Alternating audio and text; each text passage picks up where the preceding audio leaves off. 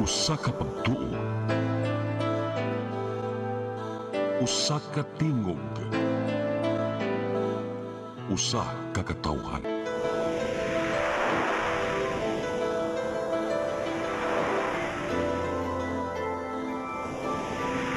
Cebu Catholic Television Network.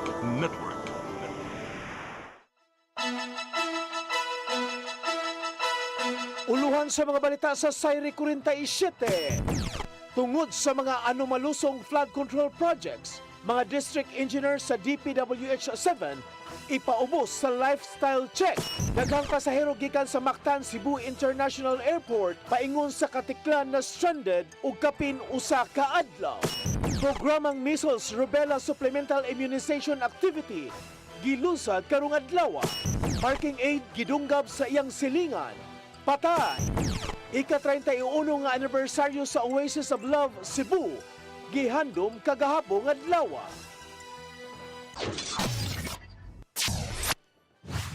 Sugbo, Kabisayan ug Mindanao, Pilipinas ug katawhan kutos maabot sa tong Sibya sa tibuok kalibutan, maayong hapon. Live kita karon sa CCTN Channel 47 ug kini ang tulumanon sa nag-unang kasayuran nga angay natong masayran. Sa nga ni Attorney Danica Caballes Tikling, ako si Dennis Tabar. Ug kini ang Sayri 47.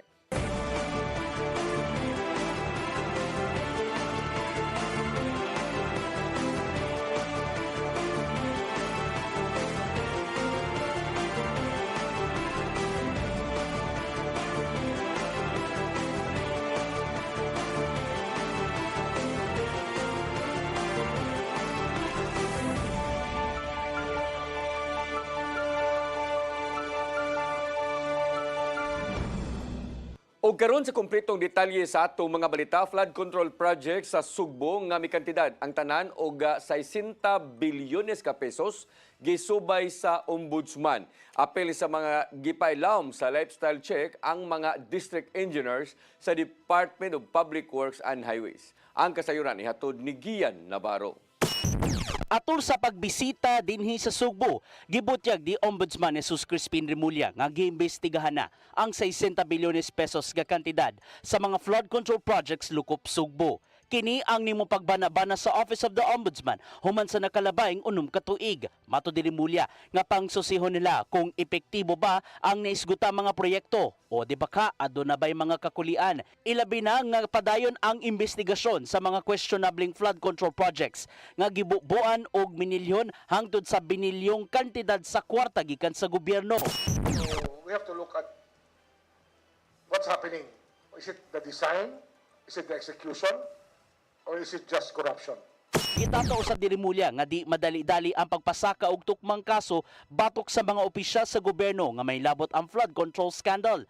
Nangita sila og mga ligong ebidensya nga magamit sa pagpasaka og kaso ngadto sa korte. Mong gamiton nila ang nagkadiyang mga kahimanan aron pagsubay sa tukmang dapit sa mga proyekto ug uban pa. So it's something that has to happen. We will just ask everybody to participate.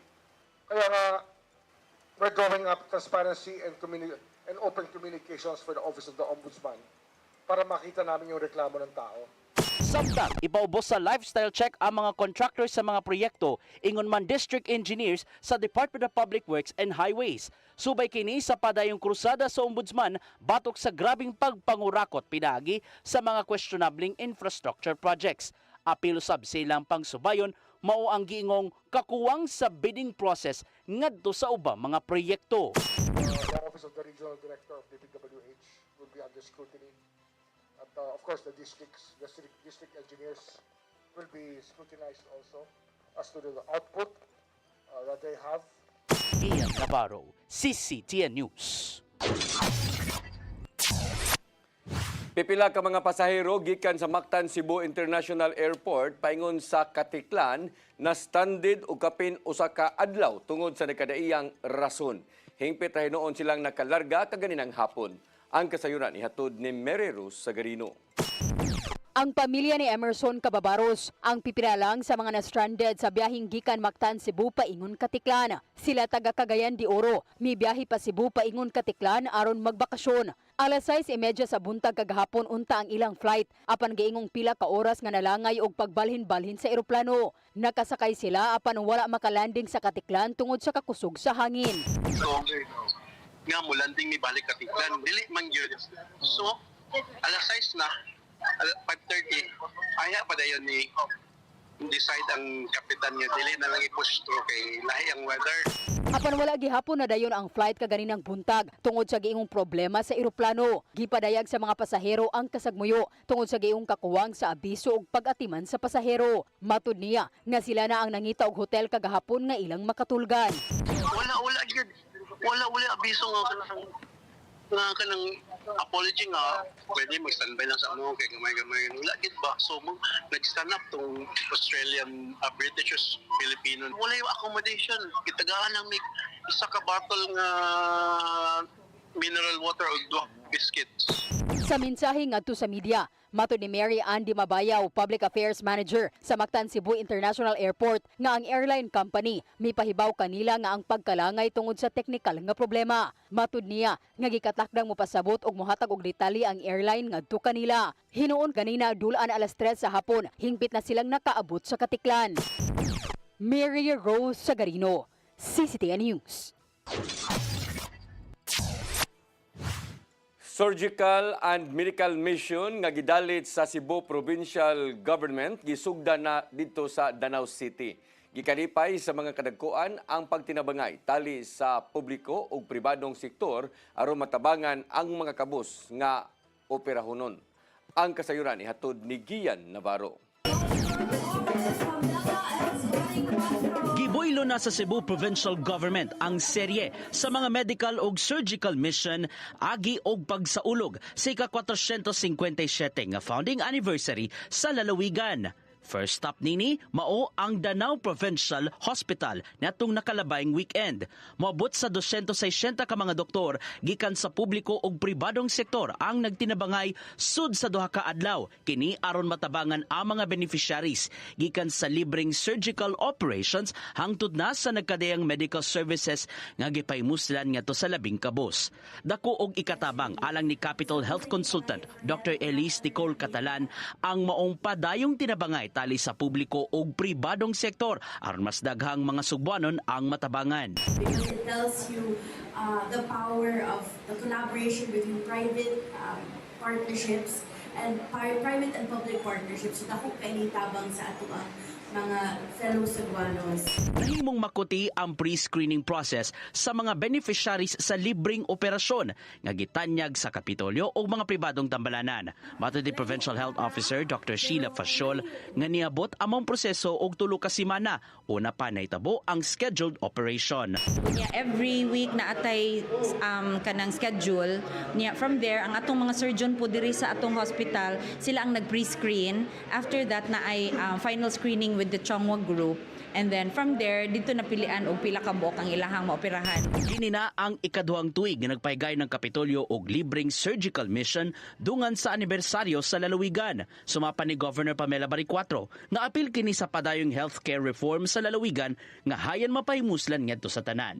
This is for the Cebuanos who need care, hope, and healing. And this is part of a greater plan for significantly improving public health care in the province of Cebu, one that Cebuanos truly deserve. Laing medical and surgical mission ang himuon sa ubang provincial hospitals, ilabi na sa Bugo City o Carcar City ning buwana hangtod sa Septembre. Samtang misaludo si Danau City Mayor Ramon Nito Durano sa inimo pagpaningkamot sa administrasyon ni Baricuatro maong natagamtaman ang kalambuan sa healthcare sector. Nakasiguro ko na simultanan palamang kini sa daghan pang maayong kausaban sa atong probinsya, labi na kayon ang sa sektor sa panluwas. Gian Navarro, CCTN News. Nanawagan si Senador Christopher Bungo nga ipatuman ang mas hugot nga security measures og masaligang medical services sa mga tunghaan lukop nasod. Kini subay na usab sa sagunsong mga kagubot nga natala sa nagkadaiyang mga tunghaan lukop nasod. Subay niini giawhag usab sa senador ang national government nga susihon ang posibilidad sa pagdeploy og mga unipormadong sakop sa partikular na sa mga pulis aron madugangan ang security measures mga learning institution dinhi sa nasod. Samtang nipahimangno usab si Go sa mga eskwelahan nga palig-unon ang mga programa sa pagdisiplina, paglusad sa mga pagsulbad sa mga panaglalis, saktong pamatasan ug mga seryosong resulta sa mga kaggubot.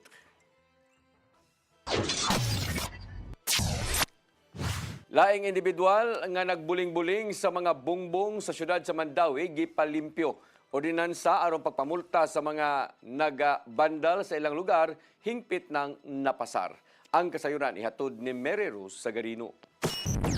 Nasakpan na ang giingong responsable sa pagsuwat og sik sa mga pader og bungbong sa nagkadaiyang lugar sa Dakbayan sa Mandawi. Pinaagi sa usa ka impormante na ilhan ang responsable nga si alias Roger, 25 anyos og residente sa Purok Ampalaya, Barangay Cambaro. Voluntaryong mitahan si Roger sa opisina ni Mayor Tadeo Junquiwano aron mangayo og pasaylo sa iyang nahimo. Niadtong weekend, gipalimpyuhan kaniya ang tanan nga lugar nga iyang gibandalan. Si Roger ang ikaduhang tawo nga nasakpan nga nagbandalismo sa nagkadaiyang lugar sa syudad, ubos sa kasamtangang administrasyon. Niadtong Hunyo, usa-usab ka lalaki nga taga Barangay Gezo ang misurrender og miangkon nga siya ang nagspray paint sa bungbong sa usa ka eskwelahan. Giawhag ang publiko nga likayan ang pagbandalismo sa syudad tungod gihingusgan kini sa administrasyon. Aduna usab mga impormante og mga CCTV. Limpyo yun atong Dakbayan, no? Ibe lalim magpapintal ka sa mga bongbong niya, ikaw private o public, gasto rin na siya niya, banda lang, no? Hugaw-hugawan. Hingpit nang napasar ang ordinansa magmulta og magsilot sa mga masakpang malapason. Kinahanglan na lang kining ipatik sa dyaryo aron hingpit nga mapatuman. Amo lang, sa ordinansa nyo na to, doon na dyan ay multa, no? Doon ay multa dyan sa community service. But of course, ang importante na to is deterrence, no? Nakita dyan ninyo nga masipag tago-tago mo, makitaan dyan mo. Unya, masubay, makitaan, ma-identify dyan mo sa atong kapulisan. So, ayun naghuwata ng panahon nga manuktok yung atong pulis or ato bang tanod nga dadon na mo spesuhan. Mary Rose Sagarino, CCTN News.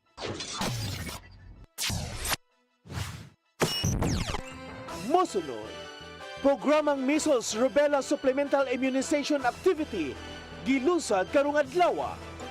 Kana og daghan pa mga balita sa pagbalik sa Sayri 47.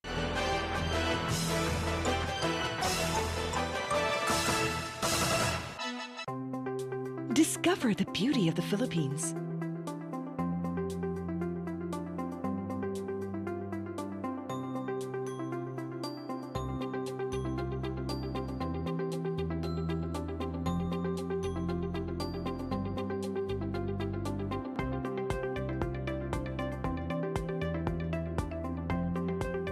With Philippine Airlines, the country's flag carrier.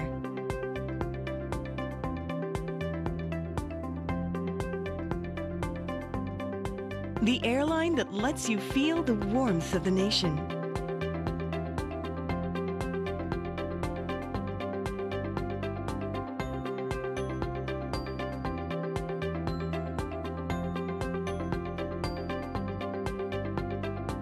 Mabuhay!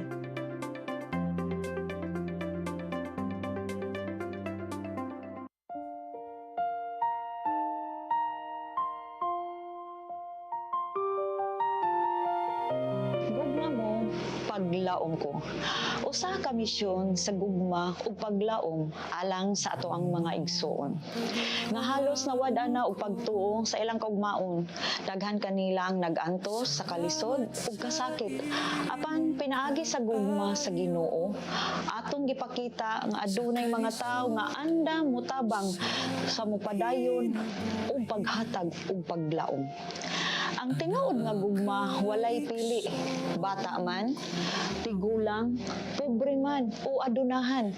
Bisan pa sa mga mananap nga nagkinahanglan o kaluoy o pag-atiman.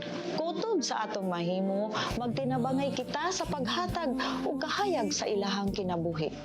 Busa, mga igsoon, hinahot nga ablihan nato ang atong kasing-kasing sa pagtabang sa uban. Ang inyong gamay nga tabang mahimo ng dako nga paglaom alang sa nanginhanglan. Kamo mahimong instrumento sa gugma o panalangin sa Ginoo. Kini ang programa nga gugma mo paglaom ko. Daghang salamat ang inyong alagad si Miss J.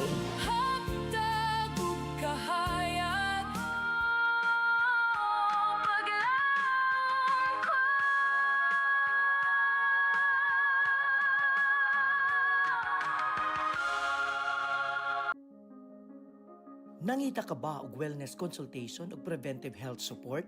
Ozone po will help, no? So pinapapasok niya kasi po ang oxygen sa cells. So there will be improvement po ng cellular function and reduction. When your blood are full of oxygen, well saturated with oxygen molecule, there are best outcome. At imano nato ang atong kahimsog pinaagi sa husto nga konsultasyon sa lisensyadong doktor. Some people, they are well versed with nutrition, but for others, they have very little idea of what the basics of nutrition are. Kaya with ozone therapy, kung makakatulong ito para mag-shrek yung mga tumors natin. Para sa professional consultation o general wellness services, bisitaha ang Ozone Med Wellness Clinic branches sa Davao, Bacolod ug Cebu. Siguradong pagkain sa buong bansa. Masagan ang ani, mataas na kita. Maulad na buhay ng mga magsasaka at mga mangingisda. Siguradong pagkain sa buong bansa. Masagan ang Ani o Kita. Season 7.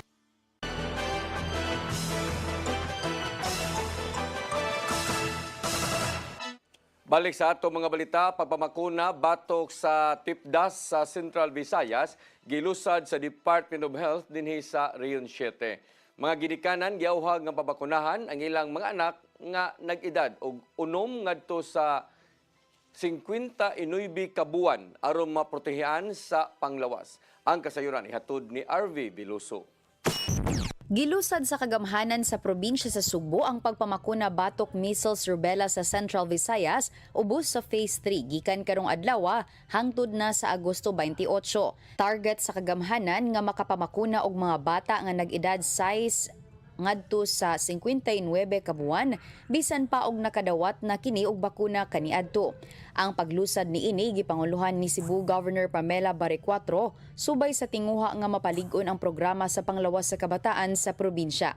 Subay sa nasayran, ang measles rubella kombinasyon kini nga bakuna aron pagproteher sa duha ka makatakod nga viral disease. Lakip sa simptomas sa measles ang taas nga hilanat, ubo, sipon, pagpamuwa sa mata ug pagpangatol sa panit, mga moresulta sa pneumonia, encephalitis o bakaha moresulta sa kamatayon. Samtang ang rubella usa ka impeksyon nga dunay simptomas sama sa rashes ug hilanat nga maghatag og risgo ilabi na sa mga buntis. Ugaling mataptan niini, posibleng makasinati og miscarriage o makuhaan o bakaha dunay mga depekto ang bata sa sulod sa tiyan sama sa depekto sa kasing-kasing, padungog ug pananaw. Tungod sa nasayrang risgo sa panglawas, ang gobernador sa Sugbo nagmungna usab kini og task force aron nga mapalapdan ang pagpamakuna batok sa tipdas ug mapalig-on ang mga programa sa pagpamakuna alang sa mga bata sa tibuok probinsya. Ang maong bakuna mahimo kining makuha sa rural health units, barangay health stations ug community outreach activities. Depende sab sa mga lokalidad nga mohimo og vaccination sa mga tunghaan, malls o baka sa ubang community venues. Subay niini giawhag sa kagamhanan ang mga inahan o mga ginikanan nga pabakunahan ang ilang mga anak isip proteksyon sa panglawas niini. RV Veloso, CCTN News. Opisyal na usab gilusad sa Barangay Tejero, pinagi sa Tejero Health and Birthing Center ang measles, rubella supplemental immunization activity sa Department of Health dinhi sa Region 7 ingon man sa Cebu City Health Department. Mga bata nga nag-edad og 6 kabuan ngadto na sa 59 kabuan ug bisan kadtong nakadawat na kaniadto og bakuna sa tipdas mao'y gihatagan og supplemental vaccination.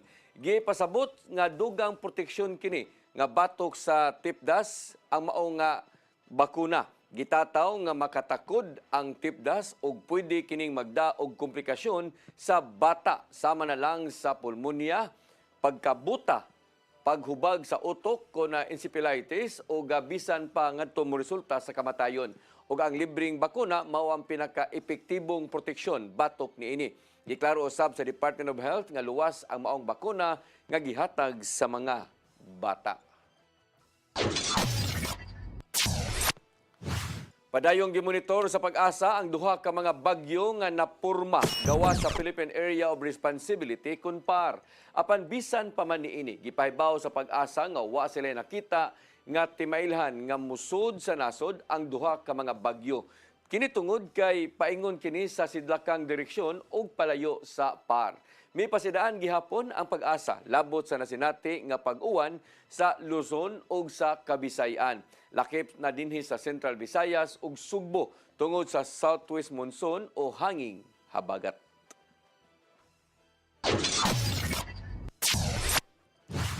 Nawagtangan og atop ang daghan nga mga estruktura sa pag-igo sa buhawi sa Haro, Dakbayan sa Iloilo niadtong Sabado sa gabii. Kini samtang nalangkat usab ang pipila ka mga dagkong punuan sa kahoy sa sitio Dike, Kunadaik dito sa barangay Kubay, Haro sa mao nga Dakbayan. Dali usab nga gibalhin ang mga apektadong residente sa evacuation center o gym sa mao nga barangay. Kini samtang ang kagamhanan sa Iloilo City nang hatag gilayon og ayuda ngadto sa mga residente. Base sa wahing ihap nga sa mga opisyalis sa mao nga barangay, moabot sa 58 ka pamilya o 147 ka mga individual ang naapektuhan sa buhawi nga gituhoang gumikan kini sa pagkuso-kuso sa hanging habagat sa ilang lugar.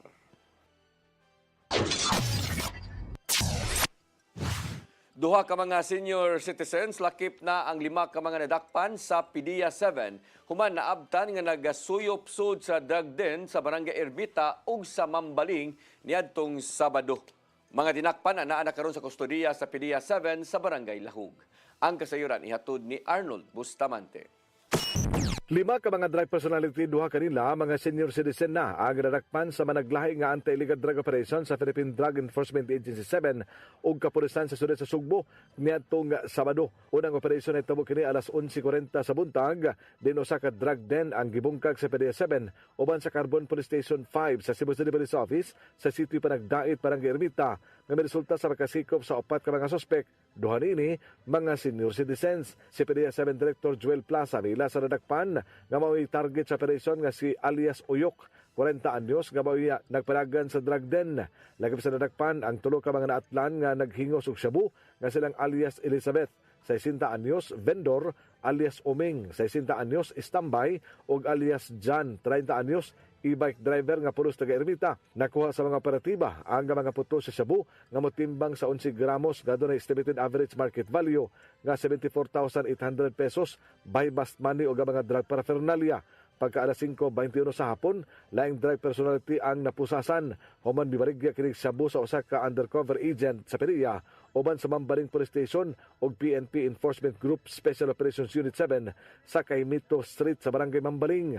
Ang nasikop gila nga si alias Jerry, 44 anyos nga nagpuyo sa mga lugar ug nabutang sa listahan isip high value individual. Nakuha kan Jerry ang usa ka pakete sa shabu nga motimbang sa 100 grams nga dunay kantidad nga 680,000 pesos, lagip na ang buy bust money, cellular phone o sa kamotor o gabang ebidensya. Ang mga nakuhang ebidensya gidusod kini sa PDEA 7 Region Regional Laboratory alang sa imong nga chemical analysis samtang giandam na ang kaso batok sa mga suspect. Mato ni Lia Alcantara, Information Officer sa PDEA-7, nga usa ka buwan nila nga gipaubos sa case build-up ang drug den sa Ermita. Gingon makabaligya ang nagpadagan sa drug den og 5 nga tunas sa 10 grams nga shabu matag semana, samtang si Jerry sa Mambaling makabaligya usab batul pa kini og 300 ka tunas sa 500 gramos nga shabu matag semana. Ang mga suspect na sa kustodiya sa buhatan sa PDEA-7. Arnold Bustamante, CCTN News.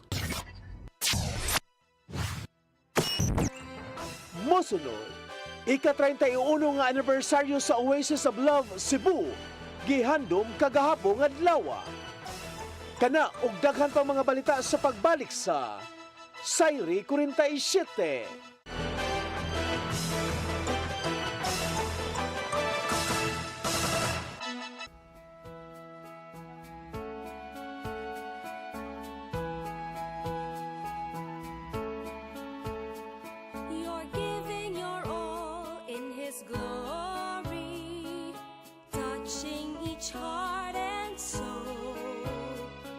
Spreading his words and wonderful deeds that send forth his kingdom.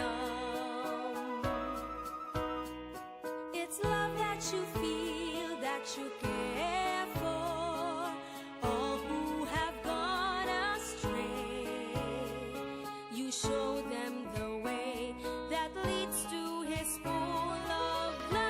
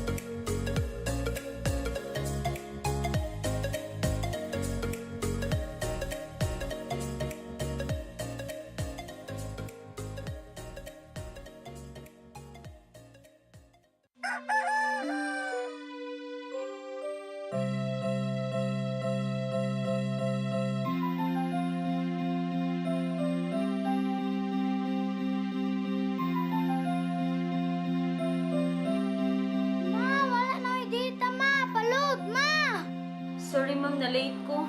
Nangita pa mong ko para internet sa kong anak, ma'am. Ay, wala na problema. Pag Sinisibu! Sinisibu, Sinisibu. For your internet connection. And for the signal of your cable TV. So fast and straight, the transmission to your home. Sinisibu! Sinisibu, Sinisibu. Offers you to have fiber optics. For your viewing experience, perfect and clear, so fine. So great and affordable for you to enjoy. Sinisibu. Sinisibu Television Network Incorporated offers fiber to the home broadband internet. Bundled with fiber to the home cable TV connection. Sinisibu Television Network Incorporated, with its operation in Metro Cebu and the whole province of Cebu soon. And affordable for you to enjoy. Sinisibu!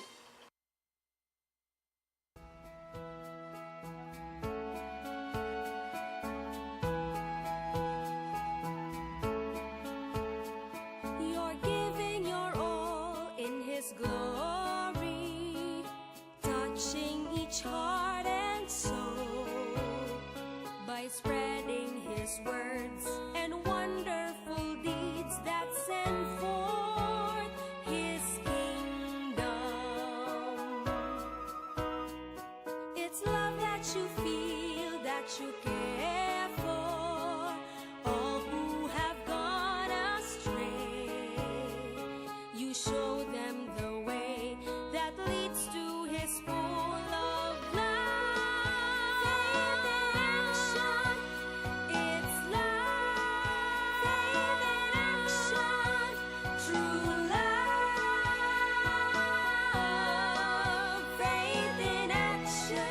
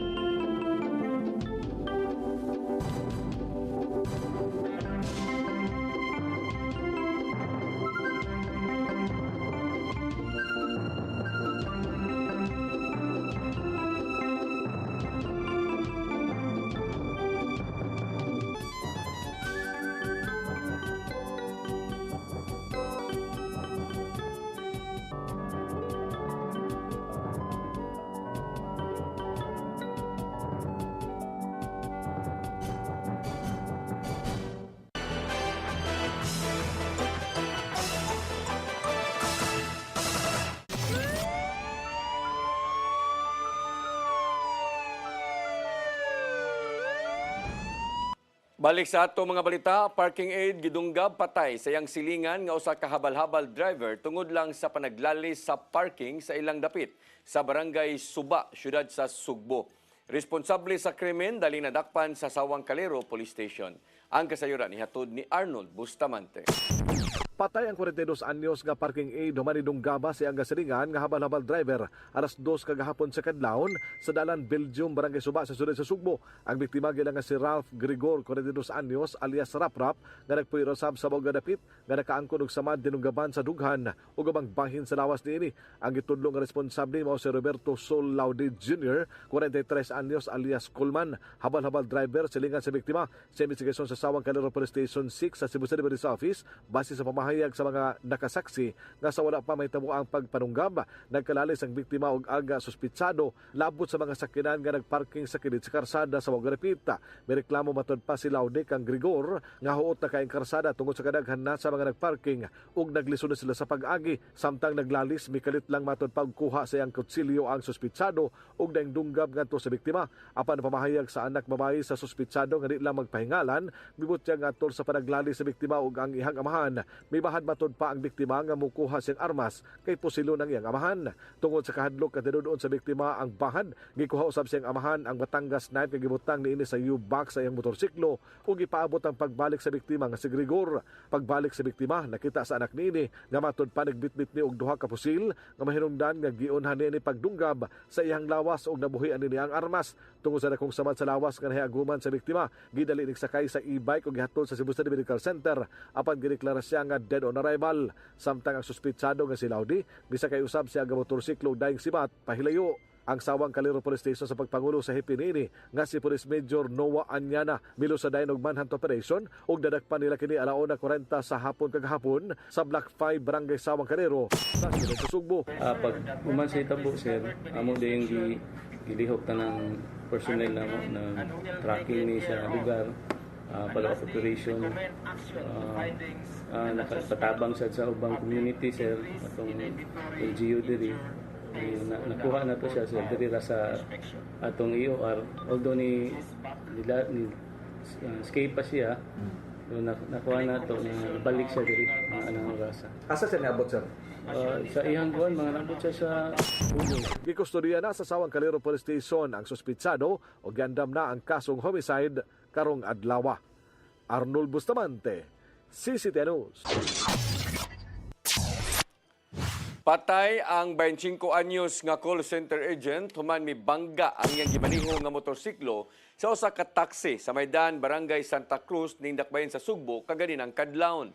Nailhan ang biktima nga si Ariel Teniedo o litaw nga taga Barangay Guadalupe ning syudad. Samtang ang taxi driver mao si alias Anton Minyo o taga Virama ning syudad. Nasuta sa investigasyon nga padong nauntang mo left turn si Anton apan kalit usab nga ni sud si Teñedo nga gikan sa kulon nga miresulta sa panagbangga. Tungod sa kakusog sa impact, nalabay si Teñedo nga mo'y hinungdan sa iyang inanaling kamatayon. Sa pagkakaroon, gida sa buhatan sa TEO ang taxi driver samtang gipaabot pa ang desisyon sa pamilya sa namatay sa sunod nilang mga lakang.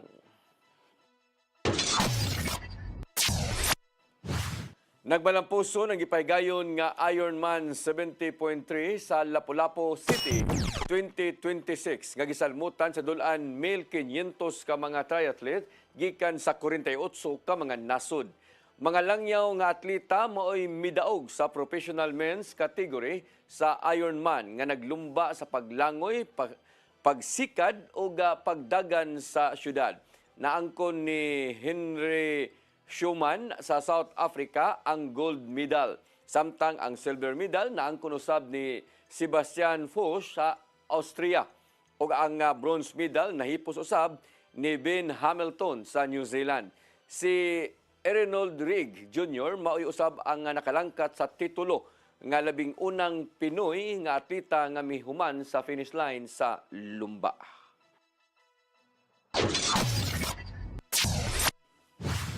Ika-31 nga anibersaryo sa Oasis of Love Cebu nagsentro sa Biblia ngadto sa matag pamilya. May painumdom si Arsobispo Alberto Oy sa mga sakop sa maong charismatic group nga naapirmi ang Ginoo sa tanang panahon. Ang kasayuran ihatod ni Gian Navarro.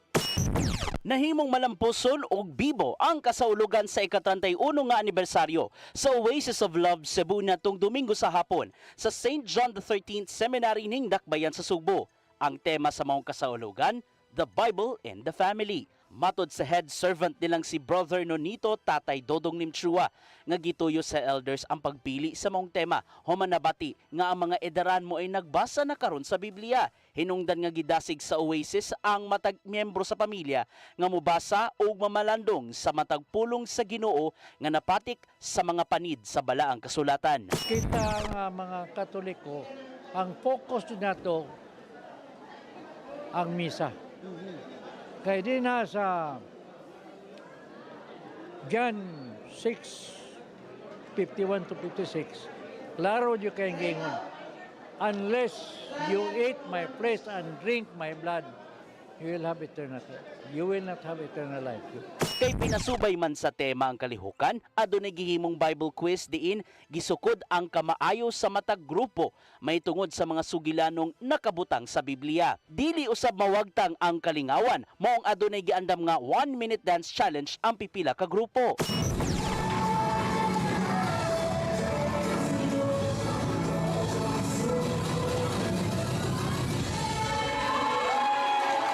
Mismong si Cebu Archbishop Alberto Uy ang nangulo sa Santos nga misa atol sa anibersaryo. Gipahinumduman ni Uy ang mga sakop sa maong dakong Catholic Charismatic Group nga anaa gihapon ang Ginoong Hesukristo sa tanang panahon. Taliwa kini sa mga kasakit, pagsuway ug kalampusang naangkon sa matag usa. You are actually safer in the middle of a storm with God than anywhere else without Him. Amen? Ikalipay usab sa halangdong arsobispo ang nimong pagpaningkamot sa Oasis of Love, maong nimong mabungahon ang grupo human sa 31 ka tuig. Sa magpari ba? Pero laygo, pero nagtrabaho sa umahan sa Diyos. So what He is doing is great, and we are so thankful. There are people like Him, no? Muna itong iingon, may your tribe increase. Mapadayon na nilang Tatay Dodong o mga miyembro sa Oasis of Love ang pagpangalagad nganha kang Ginoong Hesukristo. Muna na mga kaigsunan, it's very clear that the Lord is with us. We will not last this long kung wala ang Ginoo na to. So magpadayon kita, no? Hangtod kung ano sa gamiton sa Ginoo. Gian Navarro, CCTN News. Mo kadtong naglangkob sa ato mga balita sa Sayri 47 sa nga ni Attorney Danica Caballes Tikling. Ako si Dennis Tabar. Hangtod ugma, dinigyapon sa inyong paboritong tulumanon, Sairi 47.